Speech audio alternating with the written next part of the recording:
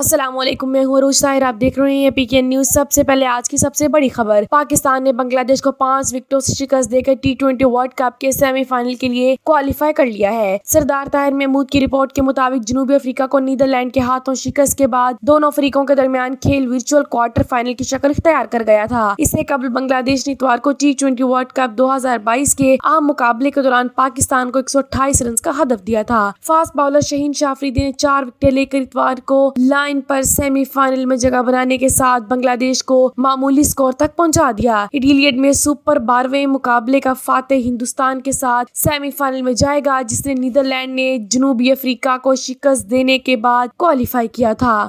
Group 2 اور group 1 سے New Zealand اور انگلینڈ پہلے ہی سیمی فائنل کے لیے کوالیفائی کر چکی ہے۔ شاہین، جنہوں نے 22-4 کے گھنٹے حاصل